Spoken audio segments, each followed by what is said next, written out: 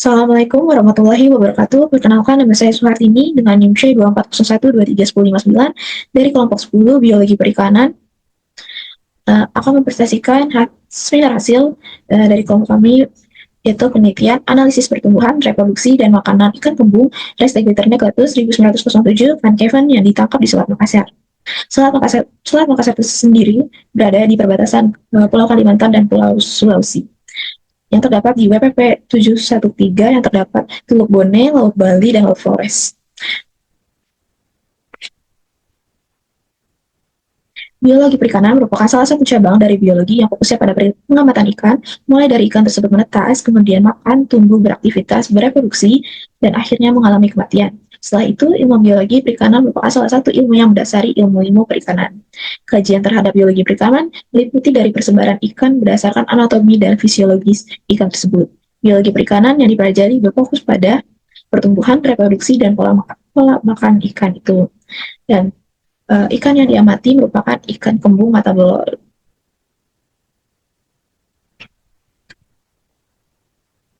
Tujuan dan manfaat. Tujuan dari penelitian ini yaitu adalah mengetahui pola pertumbuhan ikan kembung mata belor, mengetahui kebiasaan makan ikan kembung mata belor, mengetahui aspek pertumbuhan dan reproduksi ikan kembung mata belor.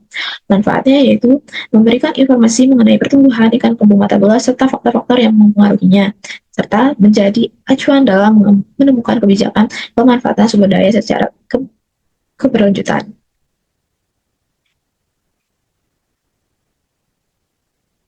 Metode. Penelitian ini dilakukan setiap hari Sabtu mulai dari bulan Agustus 2024 hingga bulan November 2024 yang dilakukan di Laboratorium Biologi Perikanan, dan juga analisis dilakukan di ruang MSPI di Manajemen Sumber Daya Perairan, Fakultas Perikanan dan Ilmu Kelautan IPB University. Alat dan bahan yang digunakan mulai dari analisis pertumbuhan hingga analisis pola makanan sebagai berikut. Metode yang digunakan dalam metode pertumbuhan adalah sebagai berikut. Untuk mengamati sampel untuk mengambil sampel berupa lambung dan gonak untuk akan dilakukan dalam analisis selanjutnya. Metode reproduksi meliputi 3, yaitu ada pengamatan melalui volumetrik, gravimetrik, dan gabungan yang diambil oleh sampel sebelumnya, yaitu berupa gonad dan usus. Metode makanan merupakan metode lanjutan dari metode reproduksi, yaitu dengan mengurai hasil usus dan gonad yang telah diawetkan. Analisis data yang dilakukan meliputi analisis data dari pertumbuhan, reproduksi, dan pola makan. Pertumbuhan meliputi analisis menggunakan DFP, yaitu distribusi frekuensi panjang, hubungan panjang dan bobot, faktor kondisi. Reproduksi meliputi analisis nisbah kelamin, tingkat kematangan gonad, indeks kematangan gonad, fekunitas, dan diameter telur. Kemudian pola makanan meliputi indeks preponderance, nisbah tumpang tindih, dan ISC. Hasil pembahasan DFP atau distribusi frekuensi gabungan meliputi total jantan dan total betina. Rentang tertinggi yaitu pada kelas 143 sampai 152 dan 133 sampai 142 pada bobot 50 antara 50 dan 60. Kemudian hubungan panjang dan bobot gabungan meliputi setiap satu satuan panjang akan mempengaruhi satu satuan bobot sebanyak 2,3 2,5. Hubungan panjang dan bobot betina mengikuti satu satuan panjang akan mempengaruhi bobot sebesar 1,307, dan panjang total dan HPB jantan betina mengikuti setiap satu satuan panjang mempengaruhi 2,3879 bobot ikan. Hubungan dan panjang bobot yaitu meliputi 3 bulan, yaitu bulan Mei, Juni, dan September, yang menghasilkan alometrik negatif, yang mengartikan bahwa B tidak sama dengan 3 atau B kurang 3, yang mengartikan pola pertumbuhan ikan lebih dominan dari bobot ikan itu sendiri. Faktor kondisi meliputi faktor-faktor yang mempengaruhi dari 3 bulan tersebut.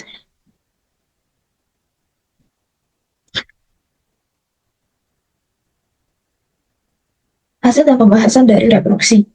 Terdapat proporsi kelamin atau nisbah kelamin yang menyatakan bahwa tidak sama dengan satu atau tidak seimbang di antara tiga bulan tersebut. Yang mengartikan bahwa S hit lebih besar daripada ST. Dan terdapat TKG betina total dalam 3 bulan tersebut yang dominan pada TKG kedua. Kemudian TKG total jantan yang dominan terhadap TKG ketiga dan IKG jantan dan IKG betina dalam 3 bulan yaitu mengikuti dari TKG. Setiap besar TKG akan linear terhadap IKG-nya. IKG akan linear terhadap besar dari TKG tersebut. Dan terdapat hubungan panjang dan fekulitas. Setiap satu satuan panjang akan mempengaruhi fekulitas tersebut. Hubungan panjang dan fekulitas yaitu didapati bobot total dari rentang 100 sampai rentang 150 bernilai nilai 8.000 hingga 10.000 lebih. Kemudian hubungan bobot dan fekulitas didapat berentang 0,2 sampai 1,4.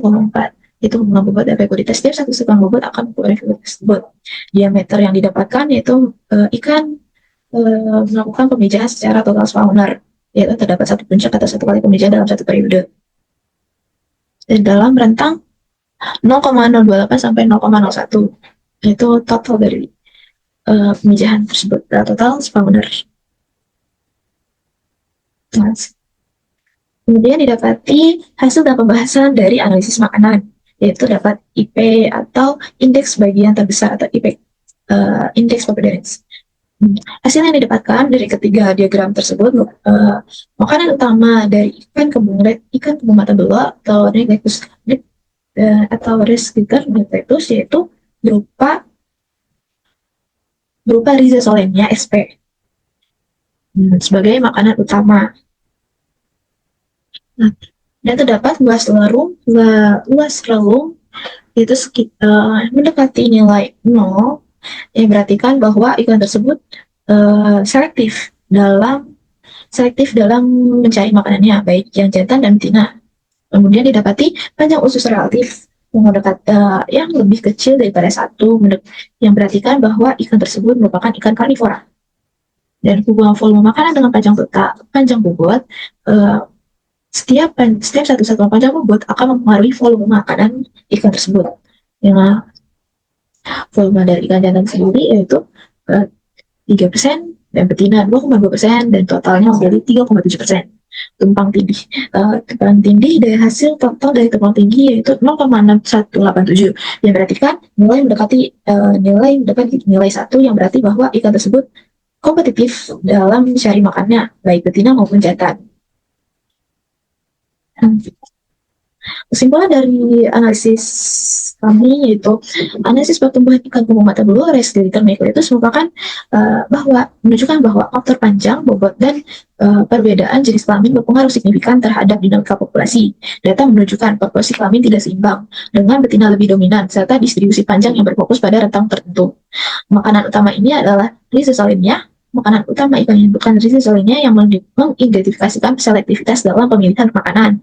Tingkat tumpang tindih relung makanan antara jantan dan betina yang tinggi atau kompetitif mencerminkan kompetisi yang signifikan. Hasil analisis juga menunjukkan bahwa sebagian besar individu ikan berada dalam kondisi kesehatan yang baik. Serta kemudian penelitian ini menekankan pentingnya pemantauan faktor pertumbuhan dan kesehatan untuk pengelolaan keberlanjutan populasi ikan kembung mata beluga ini.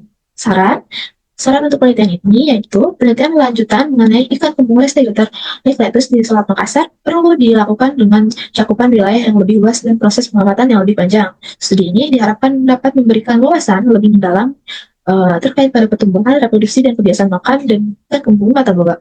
Informasi tersebut dapat menjadi landasan penting dalam pengelolaan sumber daya perikanan secara berkelanjutan dan menjadi kelestarian dalam ikan kembung di wilayah tersebut. Sekian dari saya presentasikan, kurang lebihnya mohon maaf. Saya berdiri. Wassalamualaikum warahmatullahi wabarakatuh.